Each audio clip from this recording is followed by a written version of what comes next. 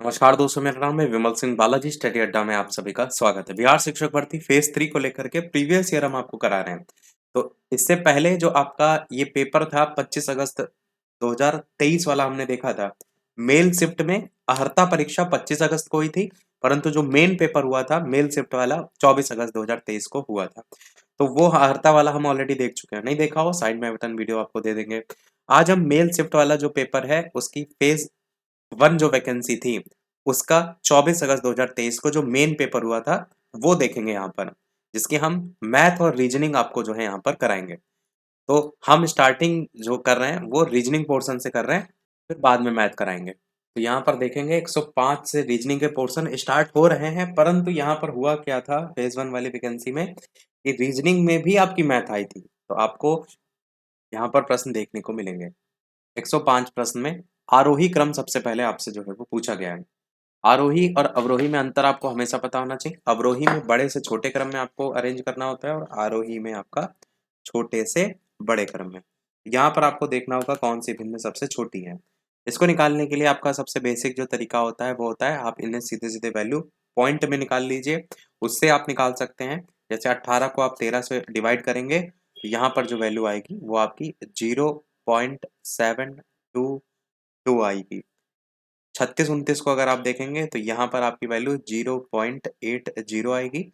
41-55 को अगर देखेंगे तो 0.911 आएगी। और अगर बात करते हैं 51-60 वाला तो 0.85 जो है ये वैल्यू आएगी। अब यहाँ पर आप आसानी से बता सकते हैं कि इनमें जो वैल्यू सबसे छोटी कौन सी है, तो आप देखेंगे 0.722 सबसे छोटी वैल्यू है, यानी 13/18 सबसे पहले आएगा। उससे बड़ी वैल्यू कौन सी है 0.80 वाली, यानी 29/16 उसके बाद आएगा, जो कि इस ऑप्शन में पहले वाले में दे रखा है। उसके बाद 51/60 और उसके बाद आपका 0.911 वाले यानी 41/50। आंसर यहाँ पर आपका पहला जो है वो सही हो जाएगा। ये एक तरीका होता है। एक तरीका इसमें ये भी होता है कि भिन्न जो होती है उसके अंश और हर का आप डिफरेंस देख लेते हैं। यहाँ पर अगर आप देखिए 13 और 18 को लेकर के, तो 13-18 में कितने का डिफरेंस है, तो 14-15-16-17-18 5 का डिफरेंस है। और 5 का डिफरेंस है, जितना का डिफरेंस है उससे आप ऊपर वाली वैल्यू को देखेंगे कितनी बार में वैल्यू जो है वो कट रही है। तो आप देखेंगे पॉइंट में आप निकाल लीजिए, जैसे 5 तिया 15 और यहाँ पर 3 शेषफल बचा तो दशमलव लगाएंगे और 3 आपका रखने के बाद 5 6 जा 30 ले जाएंगे, 3.6 वैल्यू आ जाएगी। इसी प्रकार 29/36 को चेक करिए। 29/36 में भी आपका अंतर कितने का है, तो ऊपर 1 और यहाँ पर 6 यानी 7 का अंतर है। तो 7 का जो डिफरेंस है उससे इस 29 को डिवाइड कीजिए, तो 7 चक्कू 28 होता है पॉइंट में, और आपका 1 बचेगा तो 4 पॉइंट समथिंग में आएगा आपका वैल्यू, ठीक है। इसके बाद 51/60 को चेक करिए, ये आया था 3.6। यहाँ पर आपकी जो वैल्यू आएगी 7 से डिवाइड करना है, 7 चौको 28 यानी 4 पॉइंट के समथिंग में आएगी। 51/60 को अगर आप चेक करिए तो 51 और बटे में आपका 60 कितने का डिफरेंस है, तो 9 का डिफरेंस है। 9 से आप 51 को काटिए तो कितनी बार में जाएगा, 9 5 जा 45 जाएगा, यानी यहाँ पर जो वैल्यू है वो 5 दशमलव के सेंस में आपकी आएगी। अब आपको खुद ही समझ में आ रहा है, देखिए यहाँ 3.6 था, उससे बड़ा 4 दशमलव वैल्यू थी, उससे बड़ी 5 दशमलव थी। तो आपने बिना दशमलव में निकाले शॉर्ट तरीके से भी इसको आप इसे कर सकते हैं, तो इससे भी आपका अरेंज हो जाएगा। मैंने 3 निकाल के दिखा दिए, तीनों देखिए बढ़ते हुए क्रम में आपको वैल्यू देखने को मिलेंगी। ये भी तरीका होता है, जो पहले बताया वो भी तरीका होता है, जो आपको आसान लगे उसे आप कर सकते हैं। अब जैसे अगला प्रश्न आप देखिए, इसमें पूछा गया है कितने वर्ग हैं। वर्ग निकालने के लिए आपको इस तरीके से, जब भी समान ब्लॉक दिए गए हैं, अगर अलग-अलग कोई स्ट्रक्चर बना हो तो वहाँ ट्रिक काम नहीं करेगी। अगर ऐसे है कि जितने इधर ब्लॉक हैं उतने इधर ब्लॉक हैं इस संदर्भ में, तो आप यहाँ पर नंबरिंग कर लीजिए 1 2 3 4 करके, और यहाँ पर भी इसी प्रकार 2 3 4। अब यहाँ पर आपको करना ये होता है कि जो नंबर हैं आपके, उसमें उतनी बार मल्टीप्लाइड करते हुए चले जाइए। जैसे 4 नंबर हैं यहाँ तक 4-4 ब्लॉक के हिसाब से, तो 4 गुणे 4। उसके बाद 3 वाला लेंगे तो 3 गुणे 3। इसी प्रकार 2 वाला लेंगे तो 2 गुणे 2, और इसी प्रकार 1 गुणे 1। सबको लिखिए, तो 4 चक्कू 16 हो जाएगा, 3 तिया 9 हो जाएगा, 2 दूनी 4 हो जाएगा और 1 गुणे 1 हो जाएगा। सबको जोड़ दीजिए, तो 16 9 4 और 1 जोड़ने पर आपकी वैल्यू 30 जो है वो आएगी, यानी आंसर यहाँ पर 30 आपका टोटल वर्ग जो है वो हो जाएंगे। प्रश्न ये हमेशा देख लिया करिए, वर्ग पूछा गया, आयत पूछा गया, पूछा क्या गया है। क्योंकि अगर यहाँ आयत पूछा गया होता है तो आप 1 और 2 मिला करके भी आयत बना सकते हैं। वर्ग में नहीं ऐसा होता है, वर्ग में तो आपकी चारों भुजाएं बराबर होती हैं। 106 प्रश्न के बाद 107 प्रश्न देखते हैं। एक व्यक्ति जो है वो अंडे को इस प्रकार टोकरी में रखता है कि प्रत्येक क्रमिक दिन पर रखे जाने वाले अंडों की संख्या पहले से टोकरी में मौजूद संख्या के बराबर है। और कह रहा है इस प्रकार 24 आपकी दिन में कंप्लीट टोकरी भर जाती है। इस चीज को समझिएगा, क्वेश्चन देखने में आपको आसान लग रहा है, मतलब कठिन लग रहा है, पर है आसान। आगे पूछा कितने दिनों के बाद टोकरी 1/4 भरी थी। प्रश्न की इस लाइन को समझिए कि टोकरी 24 दिन में पूरी भर जाती है। तो 24 दिन की अगर मैं बात करूं तो आप क्या कहेंगे कि टोकरी पूरी भरी हुई है। एक हिस्सा अगर हम माने, एक को कंप्लीट माने, तो 24 दिन में टोकरी पूरी भरी है। और स्टार्टिंग में ये कह रहा था कि प्रत्येक क्रमिक दिन पर रखे जाने वाले अंडों की संख्या पहले से टोकरी में मौजूद संख्या के आपके बराबर है। मतलब जितना आप रख रहे हैं उसमें उतने पहले से ही मौजूद हैं। अगर कोई टोकरी में आपका एक अंडा है पहले से, तो आप उसमें एक रख रहे हैं, और अगले दिन आप क्या रखेंगे, जब एक तो इसमें रख दिया तो अगले दिन इसमें दो हो चुके होंगे ना, तो अब अगले दिन आप क्या रखेंगे, तो दो इसमें रखेंगे, तो इसमें टोटल चार हो जाएंगे। तो अगले दिन आपका इसमें चार पहले से होंगे, पर आप जब रखेंगे तो चार हो जाएंगे। तो ये क्या सेंस दर्शा रहा है कि यहाँ पर एक पहले था। अगर पूरे को जोड़ते हुए चलिए तो यहाँ पर एक आपने रखा भी था ना, तो यहाँ पर दो अंडे थे, यहाँ पर चार अंडे थे, यहाँ पर आठ अंडे थे, डबल होता चला जा रहा है, बिल्कुल होता जा रहा है। कहने का मतलब ये है कि अगर 24 दिन पर वो टोकरी पूरी भर जाती है तो 23वें दिन पर टोकरी आधी भरी होगी। इस लाइन से आपको समझ में आ रहा है कि जस्ट अगले अगले दिन वो डबल होती जा रही है। तो अगर हम एक दिन पीछे जाएंगे तो कहने का मतलब ये है कि वो इससे पहले वाले दिन टोकरी आधी भरी होगी। अगर इसको हम रब कर दें और हम यहाँ पर आपको इस चीज से ये समझ में अब आपको आ गया होगा कि अगर हम एक दिन पहले जाएं, 23वें दिन जाएं, तो टोकरी कितनी भरी होगी, तो आधी भरी होगी, यानी 1/2 भरी होगी। अगर हम 22वें दिन पर जाएं, मतलब एक दिन और पीछे जाएं, तो उसका और आधा आ जाएगा। 1/2 का आधा कितना होता है, 1/4 होता है, यानी 22वें दिन पर 1/4 टोकरी भरी होगी।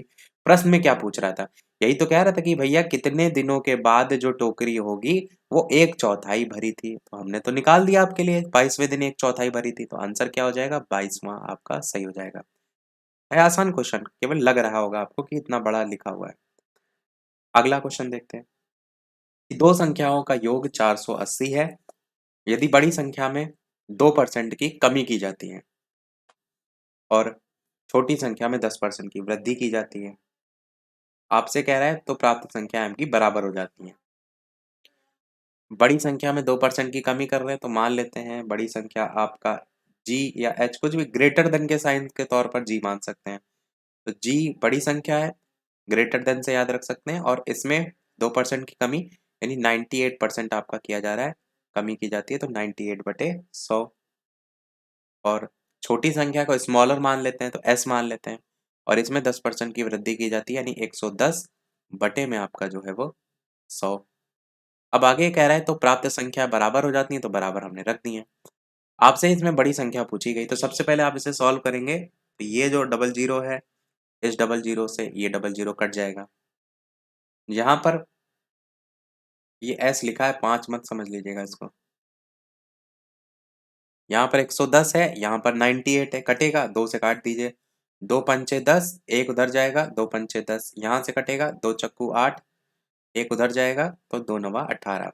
यानी अगर हम वैल्यू निकालें तो जो ग्रेटर दाइन, मतलब जो बड़ी संख्या है वो, बटे में छोटी संख्या वो, ये 49 इधर बटे में चला जाएगा, 55 वैसे ही रहेगा, तो 55/49 का यहाँ पर वैल्यू निकल करके आएगी। प्रश्न में आपसे कह रहा था बड़ी संख्या बताइए। आपको पता है ये बड़ी संख्या 55 है और हमें टोटल 480 ऑलरेडी दे रखा है। तो जब भी टोटल में से आपको हिस्सा निकालना होता है किसी का, मान लीजिए बड़ी संख्या का निकालना है, तो उससे गुणा करते हैं और बटे में उन दोनों का टोटल रखते हैं, यानी 55 और 49 का टोटल आपको रखना पड़ेगा। तो 55 और 49 का टोटल 104 होगा। तो ये आप यहाँ पर रख देंगे। इसको अब आप सॉल्व कर लेंगे, सीधे आपकी बड़ी संख्या निकल करके आ जाएगी। यहाँ पर अगर आप देखिए तो 55 से आप ना काट के 48 से आप काट लीजिए 104 को, तो 8 से काटिए 55, 55 को नहीं 480 को, तो यहाँ पर 8 से काटेंगे, 8 6 जा 48, जीरो यहाँ पर काटिए, 8 एक अन्नम 8, 2 उधर जाएगा तो 24 हो जाएगा, तो 8 3 जा 24, तो 60 × 55/13 आया। 13 नीचे बटे में देखिए ऑप्शन में मिल भी गया आपको, तो 60 को 55 से गुणा कर लीजिए, 55 गुणे 60 करेंगे तो 3300 आपका आएगा और बटे में आपका 13। बी वाला आपका ऑप्शन यहाँ पर जो है वो सही हो जाएगा। अगला देखते हैं। इंग्लिश वाला पोर्शन आपका नहीं, मतलब वही इंग्लिश हिंदी दोनों पेपर दिया हुआ है रहता है, हम हिंदी वाले पोर्शन में आपको करा रहे हैं। परिमित अनुक्रम 486, 324, 216, 144, इसमें अगला नंबर क्या आएगा ये पूछा गया है। अब यहाँ पर आप देखिए 486 से 324 कैसे आप पहुंच सकते हैं। यहाँ पर आपका 486 को अगर आप 3 से डिवाइड करें और 2 से गुणा करें तब जाकर के 324 आएगा। 3 से काटिए, 3 का नम 3, एक इधर गया, 3 6 18 और 3 दूना 6 और 162 का डबल कितना होगा तो 324 होगा। तो इस तरीके से पहुंचा गया। मतलब कहने का ये है कि 2/3 से गुणा करना है आपको सभी में, 2/3 से, यहाँ भी 2/3 से। तो आखिरी में 144 का पूछा गया था, 144 को इधर लिख देते हैं, 144 को 2/3 से गुणा करेंगे, 3 5 जा 15 ज्यादा हो जाएगा, 3 4 जा 12, 2 उधर गया, 3 6 जा 18, 3 7 जा 21, 3 8 जा 24 और 48 दूना कितना होता है तो 96 होता है। 96 आपका आंसर यहाँ पर आ जाएगा। तो समझ गए होंगे। इसमें जो ट्रिक देखिए 2/3 वाली लगाई गई है ना, ये ऐसी ट्रिक बहुत रेयर ही पूछी जाती है। मतलब पहले फेज वाला पेपर कठिन था तो इस तरीके के क्वेश्चन पूछे गए थे, वरना तो पेपर में दिमाग इतना नहीं चलेगा आपका, प्रैक्टिस अगर नहीं करी होगी। अगला क्वेश्चन देखते हैं, 240, 120, 180, 360, 900। यहाँ पर अगर आप देखेंगे 240 से 120 में अगर आपको पहुंचना है तो आपको 0.5 से या आधा कह सकते हैं उससे गुणा करना पड़ेगा। 120 से अब आप क्या करेंगे, 1 से गुणा कीजिए और जो नंबर आएगा 120 से गुणा करने पर वो अगला आएगा। समझ गए इस बात को। फिर उसके बाद 120 को आप 1.5 से गुणा कीजिए, 180 आ जाएगा। फिर 180 को आप 2 से गुणा कीजिए तो 360 आ जाएगा और 360 को आप 2.5 से गुणा कीजिए तो आपका 900 आ जाएगा। तो देख रहे हैं आधा, 1, 1.5, 2, 2.5 बढ़ता चला जा रहा है। आंसर यहाँ पर 120 आ जाएगा क्योंकि 240 को 0.5 से अगर आप गुणा करेंगे तो आपका 120 आ जाएगा, या आधा भी कह सकते हैं 0.5 अगर आपको कठिन लगे। ये लिखा है कि डैश को फिक्शन लिखा जाता है, ग्रिड को कैसे लिखा जाता है। तो जी से बी में देखिए कितना आपका बढ़ रहा है। जी यहाँ तो उल्टा जा रहा है, तो B C D E F G, यहाँ देखिए M N O P Q R, मतलब 5 5 का आपको गैप देखने को मिल रहा है, वो भी माइनस हो रहा है। यहाँ पर -5 हो रहा है और सब में ही आपका हो रहा है। तो आपको कुछ नहीं करना है, यहाँ पर भी आप एफ से ठीक जाएंगे आगे बढ़ते हुए 5, तो क्या आ जाएगा A B C D E F के बाद जी एच आई जे के। तो के वाला देखिए ऑप्शन ये है। आपको आगे भी चेक कर लेना है क्योंकि इनमें से कोई नहीं भी ऑप्शन दिया गया है, पर आंसर यही होगा। एग्जाम में जल्दी में एक गलती ना करिएगा। अगला कह रहा है कि प्रयागराज से पटना जाने के 5 मार्ग हैं। ये आपका प्रयागराज है और यहाँ पर आपका पटना है। और कह रहा है कि पटना से आपको अगर कोलकाता जाना है तो वहां पर आपका 4 मार्ग हैं। देखिए 1 मार्ग, 2 मार्ग, 3 मार्ग, 4 मार्ग और 5 मार्ग। और पटना से कोलकाता 1 मार्ग, 2 मार्ग, 3 मार्ग और 4 मार्ग। पटना से आपको जाना है और मतलब पटना होते हुए जाना है।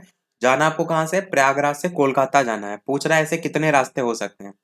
तो कहने का मतलब है इस रास्ते से आप जाएंगे पहले और इनमें से 1 2 3 4 कोई इस रास्ते से भी जा सकते हैं। इसी प्रकार इस रास्ते से जाएंगे फिर इससे भी जा सकते हैं, इससे भी, इससे भी, इससे भी। कहने का मतलब देखिए ऐसे समझिए, आप इस रास्ते से गए, एक संभावना है कि आप इससे भी जा सकते हैं, दूसरी संभावना है आप इससे भी जा सकते हैं, तीसरी संभावना है आप इससे भी जा सकते हैं और चौथी संभावना है आप इससे भी जा सकते हैं। तो आपने देखा कि केवल प्रयागराज वाले एक रास्ते से आप इन 4 तरीकों से जा सकते हैं। तो दूसरे से भी 4 तरीके, तीसरे से भी 4 तरीके, चौथे से भी 4 तरीके, पांचवें से भी 4 तरीके। तो कहने का मतलब 5 गुणे 4 सीधे सीधे आपको करना है, 20 आंसर आपका आ जाएगा।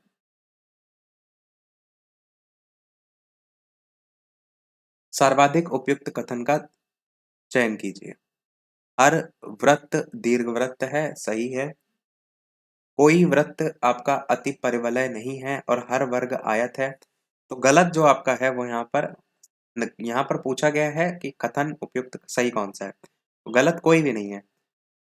दीर्घवृत्त का मतलब समझते हैं, इस संदर्भ में आपको देखने को मिलता है जैसे सर्पिलाकार आकृति होती है, वृत्त में भी आता है। परवलय की आकृति इस प्रकार से होती है और आयत आप जानते हैं इस प्रकार से होता है। तो आपसे कह रहा है हर वर्ग जो होता है वो आपका आयत होता है, तो आपकी ये भी स्थिति सही है। सभी इनमें से एक से अधिक वाला ऑप्शन सही हो जाएगा। ये भी सही है, ये भी सही है, ये भी सही है। कोड को लिखा गया है इस प्रकार से, स्टेप को लिखा गया है इस प्रकार से, तो पूछा गया है स्पॉट को कैसे लिखा जाएगा।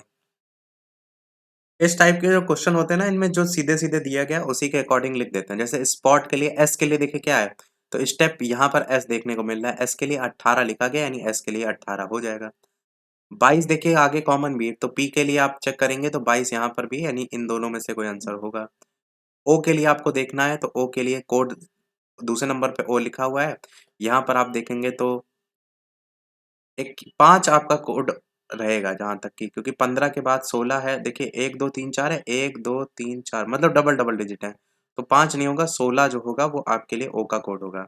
यहाँ पर ओ के लिए कोड देखेंगे क्या दे रखा है, 16 वाला ऑप्शन ये दे रखा है, यानी आंसर आपका बी वाला जो है वो सही हो जाएगा। ऐसे क्वेश्चनों में जो कोड दिया होता है ना, आपको वही कोड के अकॉर्डिंग ही जो है वो टिक करना होता है। 115 प्रश्न आपका है, एक वृत्त का क्षेत्रफल आपको 400 पाई स्क्वायर दे रखा है और वृत्त की त्रिज्या के बराबर भुजाओं वाले वर्ग का क्षेत्रफल क्या होगा। एक वृत्त का क्षेत्रफल दे रखा है आपको इतना। वृत्त का क्षेत्रफल होता क्या है, तो 2 पाई आर परिधि होती है और पाई आर स्क्वायर, ये आपका हो जाएगा 40 पाई स्क्वायर। वृत्त का क्षेत्रफल का फॉर्मूला पाई आर स्क्वायर होता है और ये वैल्यू दे रखी है 40 पाई स्क्वायर के बराबर। अब इसमें अगर आप सबसे पहले सॉल्व कीजिए तो आर की वैल्यू निकाल लीजिए। यहाँ पाई से ये वाला स्क्वायर कट जाएगा और आर स्क्वायर की जो वैल्यू है वो आपकी, चाहे तो अंडर रूट में भी निकाल सकते हैं पर कोई मतलब नहीं, क्योंकि आगे गुणा ही करना पड़ेगा। आर स्क्वायर की वैल्यू 40 पाई के बराबर होगी, क्योंकि एक तो स्क्वायर कट चुका है। अब यहाँ पर आप अंडर रूट लगाइए चाहे ना लगाइए, पर आगे वाला पोर्शन देखिए क्या कह रहा है कि वृत्त की त्रिज्या के बराबर आपका भुजाओं वाले वर्ग का क्षेत्रफल। तो वर्ग का क्षेत्रफल क्या होता है, वर्ग का क्षेत्रफल होता है भुजा गुणे भुजा, और ये जो इसकी भुजा है वही इसकी त्रिज्या है, वही तो बात की जा रही है। तो यहाँ पर आपका यही वैल्यू निकल करके आप इसमें रख देंगे भुजा में, तो भुजा आपकी क्या हो जाएगी, चाहे तो आप ऐसे कर लीजिए, आर की वैल्यू 40 पाई और आपका अंडर रूट में, आर की वैल्यू यहाँ रख दीजिए, तो अंडर रूट में 40 पाई और गुणे में आपका अंडर रूट में 40 पाई, तो अंडर रूट से अंडर रूट तो आपका हट जाएगा गुणा करने पर, तो केवल 40 पाई आपका बचेगा। क्या बचेगा, 40 पाई। तो आंसर यहाँ पर क्या होगा, 40 पाई। इस चीज को समझ लीजिए, यहाँ पर लिखा है वृत्त जो है इसकी जो त्रिज्या है उसी के बराबर ही भुजाओं वाला वर्ग है, तो उसकी जो त्रिज्या आपकी होगी वही इसकी जो है वो वर्ग को लेकर के जो भुजाएं हैं वो बन जाएंगी, इसीलिए आपने यहाँ वाली जो वैल्यू है वो सीधे सीधे वर्ग के क्षेत्रफल में रख दी है। इसमें से आपको भिन्न छांटना है, पुस्तक कागज पेंसिल पेन रबड़। तो बाकी तो देखेंगे लगभग पुस्तक या पेंसिल या रबड़। पुस्तक पढ़ने में काम में आ रहा है, बाकी सब स्टेशनरी के काम में आ रहा है, तो पहला ऑप्शन यहाँ पर अलग हो जाएगा। इसी आधार पर अलग कर सकते हैं, बाकी कोई आधार आपको यहाँ देखने को जो है वो नहीं मिलेगा। तो कागज पेंसिल पेन रबड़ ये सब आपके लिखने के काम में आते हैं, ये सब कह सकते हैं, और पुस्तक पढ़ने के काम में आते हैं, तो लिखने पढ़ने के आधार पर भी आप इसे अलग कर सकते हैं कि वैसे ज्यादा बढ़िया होगा, क्योंकि स्टेशनरी में फिर आप कंफ्यूज हो जाएंगे। तो पुस्तक पढ़ने में और बाकी सब आपके लिखने में। अंग्रेजी वर्णमाला में ए अगर 1 है, डी 2 है, पी 4 है, तो इनमें से कौन सा 3 को जो है वो दर्शाता है। ए की प्लेस वैल्यू क्या होती है, 1 होती है और यहाँ 1 ही लिखा है। डी की प्लेस वैल्यू 4 होती है, यहाँ 2 लिखा है। पी की प्लेस वैल्यू क्या होती है, तो आपका 8 होती है और यहाँ पर आपका 4 लिखा है। मतलब आप देख रहे हैं जितनी प्लेस वैल्यू है उसका जस्ट हाफ लिखा हुआ है। नहीं, पी की प्लेस वैल्यू तो 16 होती है, हाफ नहीं लिखा होगा। पी की प्लेस वैल्यू अगर 16 है, यहाँ 4 लिखा है, मतलब स्क्वायर अंडर रूट करके ये वैल्यू लाई गई है। 4 का अंडर रूट करेंगे तो 2 आ जाएगा, 1 का करेंगे तो 1 ही आएगा, 16 का करेंगे तो 4 आएगा। पूछ रहा है 3 किसको दर्शाता है, यानी कि अंडर रूट 9 जो है वो आपका 3 के बराबर होगा, तो 9 किसकी प्लेस वैल्यू होती है? ABCDEFGHI, तो I की प्लेस वैल्यू होती है। बी वाला आंसर सही होगा। दो संख्याएं हैं 21:10 के अनुपात में और उनका मासा आपको दे रखा है 11। मासा मतलब वो वैल्यू दोनों में कॉमन है और 21 गुणे 11 में भी वो कॉमन है और 10 गुणे 11 में भी वो कॉमन है। 10 को यहाँ गुणा कर लीजिए। 11 दूना 21 गुणे 11 कितना आएगा? तो 231 आएगा। 231 लिख दीजिए और यहाँ पर 11 को 1 से गुणा करेंगे तो 11 और एक जीरो लग जाएगा यानी 110, तो 110 आएगा। प्रश्न में कह रहा था ये रेशियो में है और यदि इनका मासा 11 है तो संख्याओं का टोटल पूछा गया, तो इनका टोटल निकाल लीजिए। 1 3 1 4 2 1 3, 341 जो है इसका टोटल आएगा, जो कि पहले ऑप्शन में आपको दे रखा है। अगला प्रश्न आपका है कि एक स्मार्टफोन को अगर आप P रुपए में बेचते हैं तो 10% का लाभ होता है। अगला प्रश्न है आपका 117 हो गया है हमारा और 118 वाला के बाद 119 वाला। एक स्मार्टफोन को P रुपए में अगर आप बेचते हैं उस पर 10% का आपको प्रॉफिट होता है और स्मार्टफोन को Q रुपए में बेचने पर 4% की आपको हानि होती है। तो P अनुपात Q का मान आप क्या निकालेंगे? तो आप क्या कर सकते हैं इसमें कि सीधे सीधे जो लिखा हुआ है ना कि P में अगर आप बेचते हैं 10% का लाभ हो रहा है, वैसे आप वैल्यू रख दीजिए सीधे सीधे। P जो है उसे 10% का लाभ हो रहा है यानी 110 और Q जो है उसे 4% की हानि हो रही है। Q आपका इसी के बटे में रख दीजिए 96। P अपॉन Q बराबर 110 बटे 96। चाहे तो आप इसे वैसे भी लिख करके काट सकते हैं कि P गुणे 110 P बड़े गुणे 100 बटे 110 बराबर Q गुणे 100 बटे 96। जहां से 100 से 100 कट जाएगा तो यही आपका बचेगा, क्योंकि यही चीज यहाँ पर कह रहा है P रुपए में बेचने पर 10% का लाभ होता है और स्मार्टफोन को Q रुपए में बेचने पर 4% की हानि होती है। ये हमने लिख दिया। अब यहाँ से आप देखिए तो रेशियो जो है वो सीधे सीधे 110 अनुपात 96 आ रहा है, जो कि सी ऑप्शन में दे रखा है। पर अगर इसे आप काटिए 2 से तो 2 पंचे 10, एक इधर जाएगा, 2 पंचे 10 यहाँ पर, 2 चौके 8, एक इधर जाएगा, 2 अट्ठे 16, तो 55 अनुपात 48 भी इसका आंसर आ रहा है। यानी आंसर इसका इनमें से एक से अधिक जो आप देख रहे हैं ये जो है वो आपका सही होगा। इसको लेकर के कई लोगों ने ऑब्जेक्शन भी किया था जब ये क्वेश्चन आया था। तो आंसर आपका डी वाला जो है यहाँ पर सही होगा। अगला क्वेश्चन है रीजनिंग का लास्ट है कि एजुकेशन शब्द के अक्षरों को कितने प्रकार से व्यवस्थित किया जा सकता है। तो एजुकेशन में आपको ये देखना होता है, ये भी बात इन्होंने शर्त रखी ताकि स्वर आपके एक साथ आ जाएं। स्वर हैं कौन कौन से यहाँ पर? तो ई आपका एक स्वर है, ए ई आई ओ यू में यू आपका एक स्वर है और ए आपका स्वर है, टी आई आई आपका स्वर है, ओ आपका स्वर है। तो 5 आपको स्वर यहाँ पर देखने को मिल रहा है। इसको लेकर के आप जब लिखते हैं ना तो फैक्टोरियल 5 करके आपको देखने को मिलता है। और बचे कौन कौन से व्यंजन? तो आपका बचा है डी सी टी एन, 4 बचे हैं। डी सी टी एन, तो ये जो 4 बचे हैं इनको लिखने का तरीका कहने का मतलब ये है कि जो ये आपके आ रहे हैं स्वर, इनको आप एक साथ रखें, इनको आप आगे पीछे रख सकते हैं अलग अलग तरीके से। तो जब इसको रखेंगे तो इनके साथ ही रखेंगे ना तो इसका भी एक वैल्यू फैक्टोरियल 5 में ही आएगी। तो इसकी जो वैल्यू है वो कैसे निकाली जाती है? जैसे फैक्टोरियल 5 आप लिख रहे हैं तो 5 गुणे 4 गुणे 3 गुणे 2 गुणे 1, इस वाले की। इसी प्रकार सेम इसकी भी अगर लिखेंगे यहाँ पर भी मल्टीप्लाइड में आगे चलते चलिए, 5 गुणे 4 गुणे 3 गुणे 2 गुणे 1। यहाँ पर जो वैल्यू आई इन सबको आपस में गुणा कर देंगे तो यहाँ पर जो आंसर आपका निकल करके आएगा वो आपका बी वाला ऑप्शन देख रहे हैं 44,400, ये आपका गुणा करने पर आएगा 144 डबल जीरो 14,400, 144 00 कहिए चाहे 14,400, आंसर बी वाला सही हो जाएगा। तो ये रीजनिंग के प्रश्न समाप्त हुए। वापस से अब हम लौटते हैं हमारे पेपर में जो आपका मैथ वाला पोर्शन है उसकी तरफ। वीडियो सभी लोग लाइक भी तब तक अवश्य कर दीजिएगा जितने भी लोग वीडियो देख रहे हैं, और साथ ही साथ शेयर कर सकते हैं तो शेयर भी कर दीजिएगा। चैनल पर नए हो तो सब्सक्राइब करके नोटिफिकेशन बेल भी अवश्य ऑन कर लीजिएगा ताकि नोटिफिकेशन आप तक पहुंचते रहें। और फेज 2 वाला पूरा पेपर करा चुके हैं, कोई भी ना देखा हो, मैथ रीजनिंग ना देखी हो फेज 2 की, या जीके जीएस ना देखी हो, या आपने अहर्ता ना देखी हो, तो जरूर देख करके जाइएगा प्रीवियस ईयर। प्लेलिस्ट में आपको मिल जाएगा, बीपीएससी टीआरई 3.0 नाम से प्लेलिस्ट बनी हुई है। तो मैथ के सबसे पहले प्रश्न से स्टार्ट करते हैं। अंडर रूट में 1+27/169 दे रखा है और 1+x/13, तो x का मान आपसे यहाँ पर पूछा गया है। अगर आप देखिए तो 27 आपको यहाँ पर देखने को मिल रहा है स्क्वायर क्यूब के रूप में, 3 3 9 3 27। 169 देखेंगे तो 13 का होता है, 13 गुणे 13 करके। अब यहीं से आप क्या इसे कुछ बना सकते हैं। अगर आप सबसे पहले इसको सॉल्व कीजिए, अंडर रूट ऐसे लगे रहने दीजिए।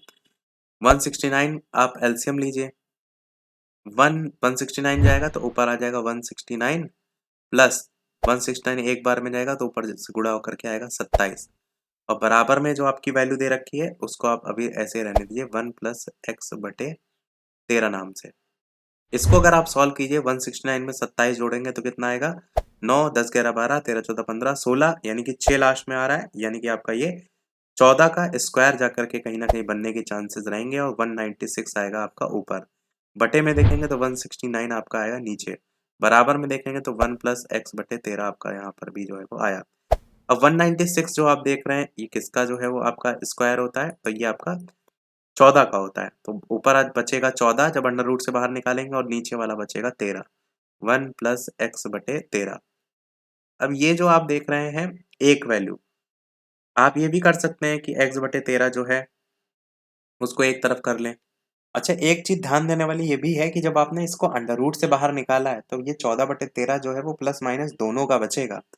प्लस माइनस दोनों का बचने का मतलब है कि आपको एक बार प्लस के साथ इसकी वैल्यू रखनी पड़ेगी, एक बार माइनस के साथ। तो अगर आप यहाँ पर वैल्यू रखेंगे प्लस के साथ तो 14/13 इधर लिख देते हैं।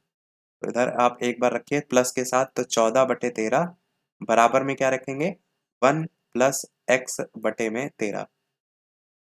ये वाली जो आपकी एक वाली वैल्यू है ये आप ले जाइए बराबर के उधर, यानी x/13 बराबर 14/13 और माइनस में आपका 1। अब यहाँ पर आप देखेंगे 13 ऊपर चला जाएगा, यानी 14 माइनस 13 हो जाएगा, यानी x/13 बराबर क्या हो जाएगा, 1/13। 13 से 13 कट गया तो x की वैल्यू यहाँ पर क्या आ गई, 1 आ गई। एक ऑप्शन में आपको दे रखा है, देखिए पहले ऑप्शन में। अब आपको यहाँ पर माइनस की वैल्यू भी रखनी पड़ेगी, यानी माइनस का 14/13 भी आपको रखना पड़ेगा। माइनस का 14/13 अगर रखेंगे वहां पर आपको 1+x/13 के बराबर होगा। यहाँ पर 1 उधर जाएगा तो x/13 इधर ही रहने दीजिए, बाकी -14/13 और उधर जा करके माइनस हो जाएगा, यानी कि माइनस का 1। अब इसको अगर सॉल्व करेंगे यहाँ पर एक लेकर के, तो यहाँ पर क्या आएगा, 13 एलसीएम आएगा, 13 का नम 13 ऊपर जाएगा तो -14, और एक 13 बार में जाएगा यानी ऊपर फिर से गुणा होगा माइनस का 13। अब -14 और -13 जुड़ जाएगा तो क्या आ जाएगा, माइनस का 27 बटे में आपका 13। ये जो आपकी वैल्यू निकल करके आ रही है, यहाँ पर आप देखिए क्या, अच्छा ये जो वैल्यू आएगी तो x/13 के बराबर आएगी नहीं, ये अभी का आंसर कहाँ हो जाएगा। इसको देखिए ऐसे लिखना है आपको, x/13 बराबर, और यहाँ पर माइनस का 27 और बटे में आपका 13। इसको रफ कर देते हैं, ये आपका निकल करके आया यहाँ से। इस 13 से ये 13 कट गया तो यहाँ पर क्या बचा, x की वैल्यू -27 बची। ये आपका आंसर यहाँ से आएगा। तो आप देख रहे हैं एक ऑप्शन, इसको दूसरे उससे हाईलाइट कर देते हैं। तो एक ऑप्शन आप देखेंगे यहाँ पर आपका निकल करके आ रहा है -27, और एक आपका निकल करके आ रहा है 1। ये 1 आ गया और ये -27 आ गया। तो इस तरीके से दो आपके ऑप्शन यहाँ पर सही हो रहे हैं। तो प्रश्न आप देख रहे हैं कि काफी टाइम टेकिंग वाले आए थे फेज 1 में। अगला देखते हैं, किसी धातु के एक ठोस गोले की त्रिज्या आपको दे रखी है 3 सेंटीमीटर, और कह रहा है इसमें 4 मिलीमीटर व्यास जो है उसका कितना लंबा तार खींचा जा सकता है। अब एक ठोस गोला है और उसकी त्रिज्या आपको दे रखी है, तो सबसे पहले आपको गोले के फॉर्मूले पता होना चाहिए। तो गोले को लेकर के अगर आप यहाँ पर जो बात की गई है त्रिज्या को लेकर के की गई है, तो फॉर्मूले में हम क्षेत्रफल में सीधे रख देंगे। गोले का क्षेत्रफल क्या होता है, तो 4/3 πr³ होता है। और यहाँ पर जो बात की जा रही है लंबा तार खींचा जा सकता है। कभी आपने तार को देखा है, इस तरीके की आकृति होती है, तो ये जो आकृति होती है ना, ये कौन सी आकृति है? सिलेंडर की आकृति। यानी इसमें जो क्षेत्रफल का लगाएंगे फॉर्मूला वो सिलेंडर का लगाएंगे। तो गोले का आयतन का फॉर्मूला क्या होता है? 4/3 पाई आर क्यूब, ये गोले का आयतन हो जाएगा। और किसके बराबर हो जाएगा? क्योंकि इसी को ही बनाया गया है लंबा तार के रूप में। तो उसका यानी कि बेलन का क्या होता है? तो बेलन का होता है पाई आर स्क्वायर एच। अब यहाँ पर जो वैल्यू है आर क्यू रख दीजिए। देखिए 4/3 और यहाँ भी पाई है, यहाँ भी पाई है। तो पाई से तो पाई वाली वैल्यू आप यहाँ पर काट सकते हैं। तो यहाँ से हमने पाई से पाई को काट दिया। आर की वैल्यू क्या है? ठोस गोले की त्रिज्या में 3 सेंटीमीटर है, तो यहाँ रख देते 3, 4/3। और आर स्क्वायर है यानी कि 3 × 3 × 3 बराबर आर स्क्वायर। यहाँ पर तो जो बेलन वाला था उसका था 4 से मिलीमीटर व्यास। मिलीमीटर को चेंज करेंगे किसमें? सेंटीमीटर में। तो 10 से डिवाइड करेंगे यानी 4/10 गुणे 4/10। और एच की वैल्यू हमें पता नहीं है तो निकालनी है एच की वैल्यू, क्योंकि प्रश्न में ये कह रहा था कितना लंबा तार खींचा जा सकता है। अब इसको आपको सॉल्व करना पड़ेगा। इसको सॉल्व कर लेंगे तो सीधे आपका आंसर आ जाएगा। यहाँ पर देखिए तो ये जो 4 दे रखा है, इस वाले 4 से ये एक 4 तो कट जाएगा। और नीचे आपको 3 दे रखा है, इस वाले 3 से ये वाला 3 कट जाएगा। और इसमें 4 से इसको काट लीजिए, चाहे तो 2 दूनी 4, 2 पंचे 10, 2 एकन्नम 2, 2 पंचे 10। अब इसमें क्या कट रहा है? एक हमने यहाँ पर गलती करी है। क्या? यहाँ पर जो बात कर रहा था वो व्यास की कर रहा था, हमने तो यहाँ पर सीधे सीधे 4 रख दिया। हमें तो इसका हाफ रखना था, 2 2 रखना था। एक सेकंड, यहाँ पर इसको बाकी चीजों को ऐसे रहने देते हैं और यहाँ पर आपका जो है इसको हम 2 कर देते हैं। तो यहाँ पर आपका 2/10 आ जाएगा और यहाँ पर आपका 2/10 आ जाएगा। अब इसको देखिए सॉल्व करते हैं।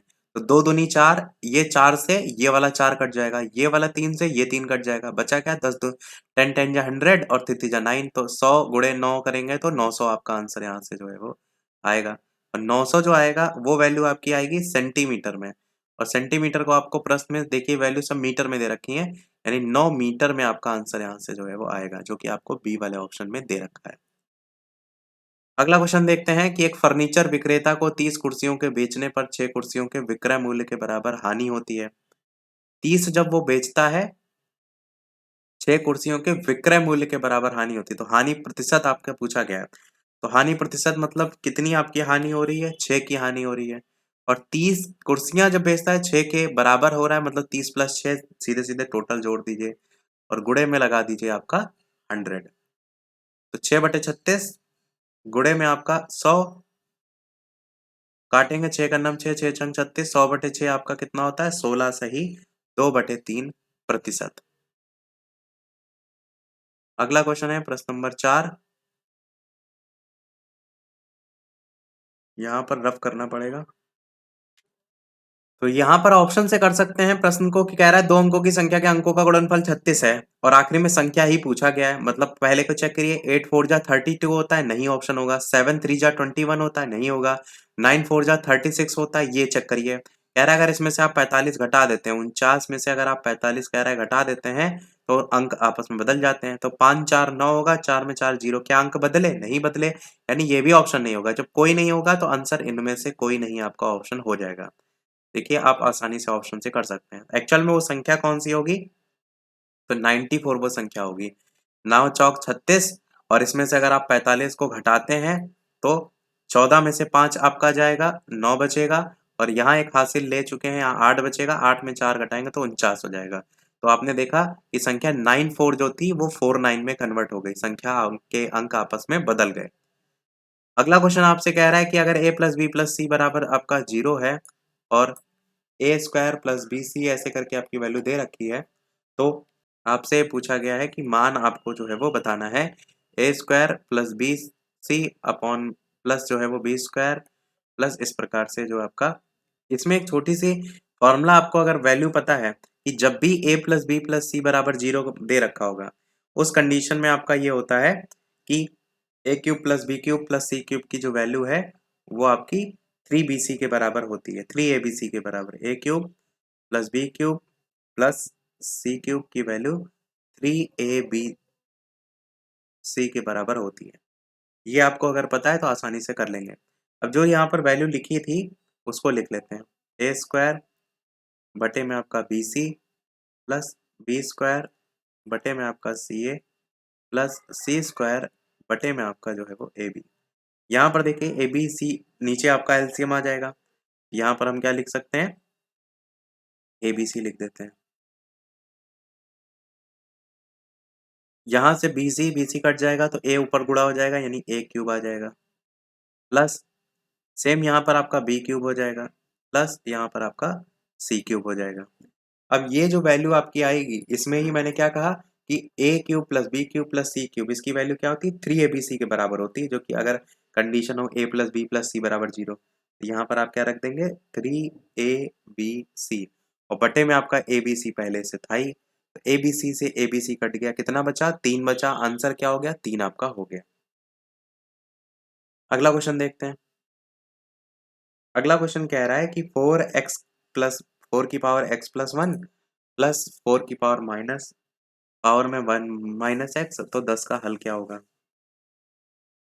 इसको अगर आप देखें तो आप या तो इसको ऑप्शन से भी कर सकते हैं, या तो फिर आप ऑप्शन में जो दिया गया है वैल्यू आप उसी को रख करके देख लीजिए। जैसे -1/2 और 1/2 जीरो को रखेंगे तो 10 के बराबर तो नहीं होगा, क्योंकि यहाँ पर अगर आप जीरो रखेंगे तो 4 की पावर 0 प्लस 1 यानी कि 4 की पावर 1 यानी ये 8 आएगा।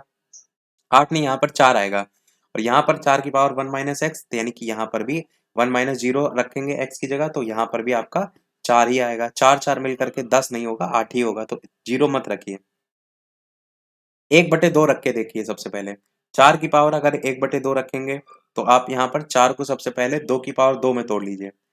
2 की पावर 2 में आप सबसे पहले लिखिए 2 की पावर 2, और टोटल की जो पावर है वो आपकी यहाँ पर क्या है, एक्स की जगह हमको ये 1/2 रखना है, इस बात को ध्यान रखिएगा। तो हम यहाँ पर 1/2 रखते हैं और प्लस में आपका जो है वो 1 रखते हैं।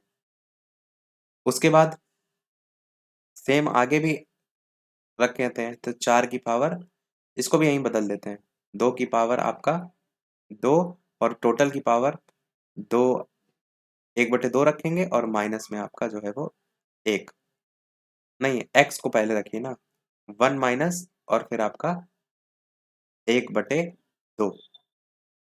अब यहाँ पर आपको पता है आधा और एक मिलकर के 1.5 होता है, और 1.5 मतलब 3/2 होता है, यानी 2 की पावर 2 तो है ही ये वाला, और मल्टीप्लाइड में क्या आ जाएगा 3/2। 3/2 कहाँ से आया, ये वैल्यू आई है आधा और एक जोड़ करके, प्लस लगाइए 2 की पावर 2 तो है ही है, मल्टीप्लाइड में आपका एक में से आधा जाएगा तो आधा ही तो बचेगा, 1/2 हो जाएगा, तो 1/2 यहाँ से आया है। इस 2 से ये 2 कट गया, इस 2 से ये 2 कट गया, 2 की पावर कितना बचा 3 बचा, प्लस 2 की पावर यहाँ कितना बचा 1 बचा, 2 2 जा 4 2 जा 8 प्लस 2, यानी आंसर यहाँ पर 10 आपका आ गया। ये 10 इस 10 के बराबर है, यानी 1/2 तो आपका बिल्कुल सही है। इसी प्रकार अगर आप यहाँ -1/2 रखिए, अब यहाँ पर पूरा लिख करके करने की जरूरत नहीं है। अगर यहाँ पर आप -1/2 रखेंगे और यहाँ पर आप 1 रखेंगे तो -1/2 और 1 कितना होगा, तो 1/2 होगा, क्योंकि माइनस आधा में से 1 जाएगा तो घट जाएगा यानी आधा बचेगा, और यहाँ पर आप देखेंगे तो यहाँ पर 1 में से माइन वापस से माइनस करेंगे 1/2 तो माइनस माइनस प्लस हो जाएगा, यानी यहाँ पर आपका 3/2 हो जाएगा। यानी ये कहने का मतलब इधर वाली कंडीशन इधर आ जाएगी और इधर वाली कंडीशन इधर आ जाएगी, चिन्ह वैसे ही रहेंगे, यानी -1/2 रखने पर भी ये 10 के बराबर होगा, यानी 10 दोनों आपके ऑप्शन सही हैं। बात को समझ गए आप, इसीलिए मैंने लिख करके कर दिया। आपका आंसर ये भी आपका सही है, ये भी आपका जो है वो सही है। अगला क्वेश्चन देखते हैं। बाकी आप चाहें तो दोनों में से जो रख करके है स्वयं से भी देख लीजिएगा एक बार, ताकि आप करेंगे तो आपको बेहतर समझ में आएगा। अगला प्रश्न आपका है 7वां कि x³ minus 3x² plus x plus 2 को एक बहुपद से विभाजित करने पर भागफल और शेषफल ये और ये आते हैं। पूछा गया है कि मान क्या होगा। यहाँ पर अगर आप देखिए ऑप्शन से इसको भी करिए, आप इसको अब मानेंगे तो बहुत टाइम लगेगा। जैसे यहाँ पर x-2 आप एक ऑप्शन लीजिए, और आपको क्या कर रहा है, इसको आपको एक किसी बहुपद से विभाजित करना है, ये मान लीजिए बहुपद है, और भागफल और शेषफल आपको दिए ही है। अगर हम x माइनस 2 को अंदर मतलब बाहर रखें, और बाहर ब्रैकेट के अंदर आप क्या रखें, x cube minus 3x square plus x plus 2, ये x माइनस 2 हमने ऑप्शन से उठाया है। तो आप x को किससे गुणा करेंगे कि एक्स क्यूब आ जाए, एक्स स्क्वायर से गुणा करेंगे, x को एक्स स्क्वायर से तो एक्स क्यूब आ जाएगा। यहाँ पर देखिए एक्स स्क्वायर है आपका, मतलब ये ऑप्शन हो सकता है। पर अगर आप एक्स स्क्वायर को यहाँ पर रख कर देखिए, उस कंडीशन में आप किससे गुणा करेंगे कि एक्स क्यूब आ जाए, एक्स से गुणा करेंगे तभी तो एक्स क्यूब अंदर वाला आएगा, और एक्स वाला तो यहाँ पर है भी नहीं भागफल आपका, यानी ये तो ऑप्शन बिल्कुल नहीं हो सकता स्क्वायर वाले, यानी ये भी नहीं हो सकता स्क्वायर वाले। समझ रहे ना मेरा कहने का मतलब क्या, आपको पूरा रखने की आवश्यकता ही नहीं है। आपका जब यही एक्स स्क्वायर से ही पता चल जा रहा है कि आपका जो भागफल है उसके बराबर नहीं आ रहा है, तो आपको फिर कुछ चेक ही नहीं करना है, यानी आंसर आपका x माइनस 2 ही जो है वो आपका बिल्कुल सही होगा। अब -2 भी सही होगा कि नहीं, उसके लिए आप ये कर सकते हैं कि पूरा इसको भाग करके x माइनस 2 से देख लीजिए, ये वाला जो भागफल और शेषफल है वो आपको मिल जाएगा। तो इससे आपका इनमें से कोई नहीं वाला आपका ऑप्शन चेक हो जाएगा, अगर आप पूरा चेक करना चाहते हैं। अगला कह रहा है खिलौना एक शंकु के आकार का है, और ये कह रहा है कि जो 7 सेंटीमीटर व्यास वाले अर्धगोला है, इस पर जो है आपका चढ़ा हुआ है। नीचे जो है आपका एक गोला है, वो भी अर्धगोला है, और कितना है, 7 सेंटीमीटर व्यास है, मतलब त्रिज्या क्या हो जाएगी इसकी, 3.5 जो है इसकी त्रिज्या हो जाएगी, और अर्धगोले पर चढ़ा हुआ है, और खिलौने की कुल ऊंचाई आपको दे रखी है। टोटल ऊंचाई मतलब यहाँ से ऊपर तक नीचे तक दे रखी है, कितनी दे रखी है, 14.5 यहाँ तक दे रखी है पूरी खिलौने की ऊंचाई। और कह रहा है खिलौने का आयतन, अच्छा केवल पूरे खिलौने की ऊंचाई अगर 14.5 है, तो केवल जो शंकु की ऊंचाई है वो क्या होगी, तो जाहिर सी बात है जितना ये वाली वैल्यू आप देख रहे हैं उससे आप घटाकर निकाल सकते हैं, क्योंकि ये जो त्रिज्या है वो ऊपर भी होगी इधर भी होगी, तो ये वाली जो वैल्यू होगी वो भी तो 3.5 आपकी इसमें जो है वो होगी। यानी आप क्या कह सकते हैं, तो केवल शंकु की ऊंचाई क्या हो जाएगी, 14.5 में से आप 3.5 माइनस कर दीजिए, तो 11 आपकी जो ऊंचाई है वो आपकी शंकु की जो है वो निकल करके आ जाएगी, क्या, हाइट। अब प्रश्न में जो बात की गई उस पर फोकस करिए। प्रश्न में कह रहा है कि एक खिलौना एक शंकु के आकार का है, 7 सेंटीमीटर व्यास वाले एक अर्धगोले पर चढ़ा हुआ है, खिलौने की कुल ऊंचाई आपको 14.5 दे रखी है, खिलौने का आयतन। तो पूरे खिलौने के आयतन के लिए आपका इसमें शंकु भी आ रहा है, और इसमें नीचे वाला जो आप देख रहे हैं अर्धगोला भी आ रहा है, यानी अर्धगोले का आयतन भी इसमें जुड़ जाएगा और शंकु का आयतन भी जुड़ जाएगा। तो अर्धगोले का आयतन क्या होता है, 2/3 पाई आर क्यूब होता है, क्योंकि पूरा जो गोला होता है उसका 4/3 होता है, तो अर्धगोला मतलब आधा हो जाता है, यानी 2/3 4 पाई आर क्यूब प्लस, और जो शंकु का आयतन होता है वो क्या होता है, तो 1/3 पाई आर स्क्वायर एच, ये जो है शंकु का आयतन होता है। तो दोनों जोड़ देंगे तो इस पूरे खिलौने का आयतन निकल आएगा। अब यहाँ पर आप देखिए 2/3 1/3, यहाँ पर भी पाई पाई कॉमन देखिए आ रहा है आपका, तो आप यहाँ पर कॉमन ले लीजिए 2/3, और 2/3 नहीं 1/3 कॉमन लीजिए, 1/3 कॉमन लीजिए, और पाई कॉमन लीजिए, आर दोनों में आपका है, आर कॉमन लीजिए, स्क्वायर है दोनों में तो आर स्क्वायर कॉमन लीजिए, और कुछ है नहीं, तो बचेगा अंदर क्या, बचेगा अंदर देखेंगे तो 2/3 था, 1/3 निकाल दिया तो केवल 2 बचेगा, पाई आपने ऑलरेडी निकाल दिया, आर क्यूब में आर स्क्वायर निकाल दिया तो केवल आर बचा, प्लस यहाँ पर 1/3 निकाल चुके हैं आप पहले ही, पाई भी बाहर निकल चुका है, आर स्क्वायर भी निकल चुका है, यानी बचा केवल एच। इतना आपको समझ में आया होगा। अब यहाँ पर आप वैल्यू सारी रख दीजिए, 1/3 को आप ऐसे रखिए, वैल्यू आप देखिए तो पाई की ले दी है 22/7, यानी आपको 22/7 यहाँ पर रखना पड़ेगा। आर स्क्वायर दे रखा है, आर की वैल्यू आपकी कितनी थी, 3.5 थी, यानी 3.5 गुणे में आपका 3.5, और ब्रैकेट में आपका जो वैल्यू है उसको रख दीजिए, तो 2r मतलब 2 गुणे 3.5, और 3.5 का दुगना आप जानते हैं 7 होता है, और 7 में आपका 11 जोड़ने की बात की गई, क्योंकि h जो है हाइट जो है वो हम ऑलरेडी निकाल चुके हैं यहाँ पर 11, तो आपका यहाँ पर क्या आ जाएगा, चाहे तो आपको लिख देते हैं एक स्टेप में ताकि आप कंफ्यूज ना हो, तो 2 गुणे 3.5 और प्लस आपका h की वैल्यू 11, ये हमने पहले लिख दिया है एक स्टेप में।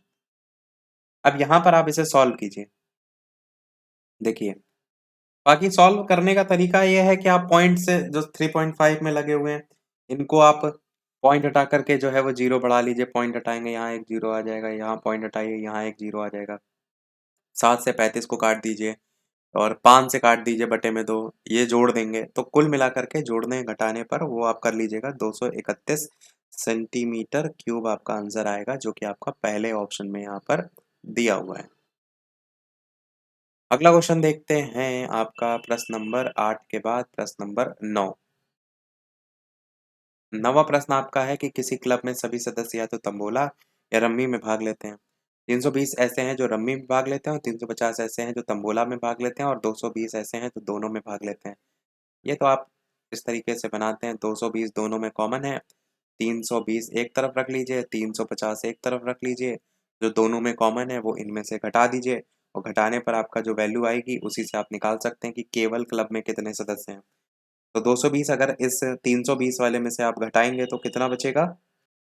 तो यहाँ पर आपका बचेगा घटाने पर 220 में 320 घटाएंगे तो यहाँ पर बचेगा 100 और यहाँ पर घटाएंगे आपका 220 350 में 220 तो बचेगा आपका 130 और 220 तो आपका यहाँ पर है ही है। ये घटाया क्यों गया है? कहने का मतलब है 320 ऐसे हैं जो आपका क्या खेलते हैं, रम्मी खेल रहे हैं, 350 आपके हैं जो तंबोला खेल रहे हैं और 220 हैं जो इसमें भी दोनों में कॉमन है। तो जो दोनों कॉमन है पहले घटा करके केवल जो तंबोला या रम्मी खेलते हैं वो आपको निकालना पड़ेगा। तो कॉमन घटाएंगे 320 में 220 तो ये जो आर 100 निकला है ये केवल रम्मी खेलने वाले हैं, 130 निकला ये केवल तंबोला खेलने वाले हैं और 220 तो दोनों में कॉमन थे ही। इन तीनों को आप आपस में जोड़ दीजिए, आंसर आ जाएगा 130 220 100 जोड़ेंगे तो आंसर आपका 450 जो है वो यहाँ पर आएगा, जो कि सी वाले ऑप्शन में दे रखा है। अगला कह रहा है 2 वर्ष पहले ए की आयु जो है वो वर्षों में आपसे कह रहा है व्युत्क्रम और अब से 2 वर्ष बाद उसकी जो आयु है उसके व्युत्क्रम का योग 2/3 है। ए 2 वर्ष पहले और ए की वर्तमान आयु आपसे पूछी गई है। इसको आप ऑप्शन से कर सकते हैं, जैसे कोई ऑप्शन उठा लीजिए, 4 वर्ष उठा लीजिए।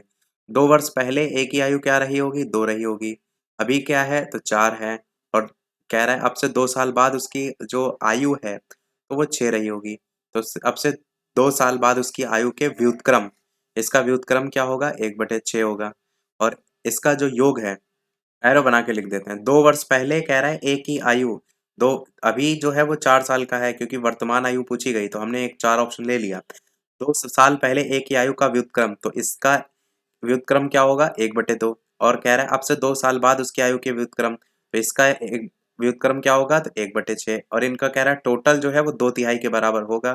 तो बिल्कुल है, 6 एलसीएम लीजिए, 2 तियां 6 ऊपर आएगा 3 प्लस 6 का नम 6 ऊपर आएगा 1, 6 का नम 6 1 से 1 गुणा करेंगे तो यहाँ पर 3 और 1 4 जो हो जाएगा, 4/6 अगर काटेंगे तो आपका 2/3 आपका हो जाएगा। यही आंसर आपका है, यानी आपका आंसर 4 वर्ष हो जाएगा। यही चीज आप 5 और 7 को भी चेक करके कर सकते थे।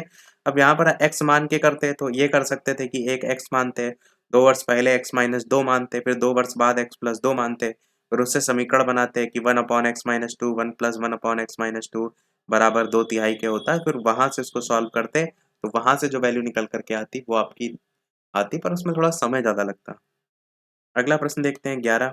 कह रहा है के किस मान के लिए समीकरण निकाय x माइनस के वाई बराबर 2 और 3x + 2y बराबर -5 इसका एक अनूठा हल है।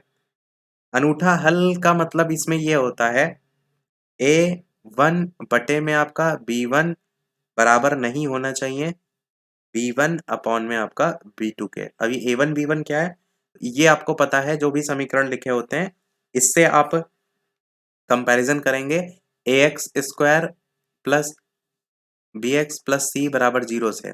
यहाँ पर जो आपकी वैल्यू है वो इसके साथ क्या है? पहले के साथ। यहाँ पर आप देखेंगे इसके साथ आपकी वैल्यू a की जो है वो 1 दे रखी क्योंकि x के साथ कोई वैल्यू नहीं है। b1 के लिए देखेंगे तो यहाँ पर आपको वैल्यू k दे रखी है तो हमने यहाँ पर k। इसी प्रकार दूसरे वाले समीकरण के लिए यहाँ पर a के साथ वैल्यू क्या है? 3 है और b के लिए वैल्यू क्या है? तो 2 है। तो ये जो a1 b1 की वैल्यू है यही आपको इसमें रखनी है। a1 की वैल्यू 1 बटे में b1 की वैल्यू, a1 b1 जो सामने सामने रखेंगे वो एक समीकरण का रखेंगे तो यहाँ पर आपका बराबर नहीं होना चाहिए। b1 की वैल्यू कितनी? तो k बटे में आपका b1 की वैल्यू यहाँ पर तो 3 और यहाँ पर वैल्यू तो 2। अब यहाँ पर देखिए, इसको तिर्यक गुणा करेंगे तो क्या आ जाएगा, 2/3 आ जाएगा। यानी यहाँ से जो वैल्यू निकल करके आई कि के जो है वो की वैल्यू बराबर नहीं होनी चाहिए किसके, 2/। एक चीज और ध्यान देना कि यहाँ पर के साथ माइनस का भी साइन है, यहाँ पर भी आप के साथ माइनस का साइन रखेंगे तो यहाँ पर जो वैल्यू आएगी वो माइनस का 2/3 आएगी। यानी आपका कहने का मतलब क्या है, ये हम यहाँ अलग से लिख देते हैं। यहाँ पर b1 की वैल्यू हमने क्या रखी थी, तो 3 रखी थी। तो यहाँ से जो वैल्यू निकल करके आएगी के की वैल्यू, वो आपकी बराबर नहीं होनी चाहिए किसके, माइनस का 2/3 के। तो कहने का ये मतलब है कि जो कह रहा था कि के किस मान के लिए समीकरण निकाय जो है इन दोनों का एक अनूठा हल है, तो -2/3 नहीं होना चाहिए क्योंकि बराबर हमने काट दिया है। तो 1 भी हो सकता है, 2 भी हो सकता है, पर जो नहीं होगा वो ए वाला होगा। तो आंसर इनमें से एक से अधिक आपका सही होगा, और जो निकल के आता है जिसके बराबर उसके बराबर नहीं होता है। इस आधार पर इसको हम करते हैं। अगला क्वेश्चन आपका है कि एक वृत्त की त्रिज्या 14 सेंटीमीटर है और एक त्रिज्यखंड का क्षेत्रफल 102.7 सेंटीमीटर है। त्रिज्यखंड का केंद्रीय कोण क्या होगा। तो आपको फॉर्मूला पता है, थीटा अपॉन में 360 गुणे में आपका पाई आर स्क्वायर। यहाँ पर जो वैल्यू है आप सारी रख दीजिए, और इसकी वैल्यू भी तो दे रखी है। कह रहा है क्षेत्रफल कितना है त्रिज्यखंड का, 102.7। अब यहाँ पर वैल्यू क्या रख सकते हैं, पाई की वैल्यू 22/7 रख दीजिए, आर की वैल्यू प्रश्न में 14 सेंटीमीटर दे ही रखी है वो रख दीजिए। यानी थीटा अपॉन में 360 गुणे में आपका पाई की वैल्यू 22/7 इसलिए रखना जरूरी है क्योंकि ऑप्शन में पाई में आंसर नहीं आ रहा है। आर की वैल्यू आपका 14 × 14 और बराबर में आपका 102.7। अब इसको सॉल्व करने के लिए थीटा को एक तरफ कर लीजिए, बाकी वैल्यू एक तरफ कर लीजिए। यानी 102.7 गुणे में आपका 360 गुणे में आपका 7 बटे में आपका 22 गुणे में आपका 14 गुणे में आपका 14। इसको सॉल्व करेंगे तो थीटा की वैल्यू आपकी निकल करके यहाँ से 60 दशमलव में आएगी, पर अप्रोक्सीमेट जो है आप 60 डिग्री मान लेंगे, 60.1 करके आएगी। पर आप 0.1 करके, तो पर आपको मैंने क्या कहा कि आप अप्रोक्सीमेट के आधार पर 60 डिग्री के साथ जाएंगे। अगला कह रहा है 15,625 का 16% वार्षिक ब्याज की दर से 9 महीने का चक्रवृद्धि ब्याज क्या होगा। तो सबसे पहले तो यहाँ पर ये देखिए कि जो दर दे रखी है वो कितनी दे रखी है, तो 16% दे रखी है। अब यहाँ पर जो दर दे रखी है ये 9 माह के चक्रवृद्धि ब्याज के आधार पर है। 9 माह के चक्रवृद्धि ब्याज का मतलब है कितनी तिमाही होंगी, टोटल 3 तिमाही होंगी, तो जितनी तिमाही होंगी उससे कन्वर्ट कर लीजिए। यानी कि 16, 3 तिमाही मतलब 3 से गुणा और बटे में टोटल 12 महीने के हिसाब से 12, 3 एकन्नम 3, 3 चक्कू 12, 4 एकन्नम 4, 4 चक्कू 16, 4% तिमाही, ये आपका रेट ऑफ इंटरेस्ट निकल करके आएगा तिमाही की दर से। जब हम यहाँ पर बात क्या कर रहे हैं, 9 माह का चक्रवृद्धि ब्याज है और प्रश्न में आखिरी में लिखा भी हुआ है तिमाही देय, तो 4% तिमाही के हिसाब से आपका यहाँ पर दर निकल करके आएगी। ये जो 4% आई है ये अब आपकी दर हो जाएगी नई वाली। समय आप देखिए तो कितना है, 9 माह है, या फिर हम इसको तिमाही के अकॉर्डिंग कहें तो 3 तिमाही जो है वो कह सकते हैं। 3 माह जो है, कितने 3 माह आएंगे 9 माह में, 3 बार आएंगे, 3 3 3। अब यहाँ पर फॉर्मूला वही लगा दीजिए, 1+r/100/t वाला, इसमें वैल्यू रख देंगे 1+r/100 की पावर n या समय। यहाँ पर a की वैल्यू है 15,625,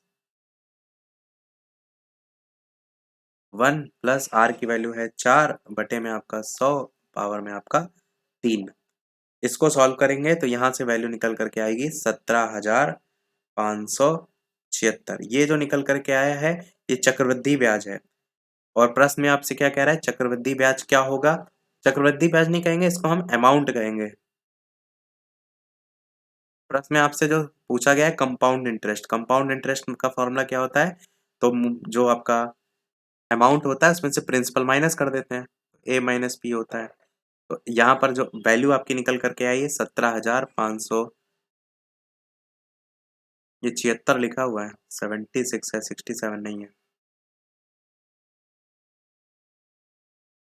तो यहाँ पर 17,576 में से आप घटा दीजिए, प्रिंसिपल कितना था 15,625, तो इसको घटाने पर वैल्यू आपकी आ जाएगी 1951।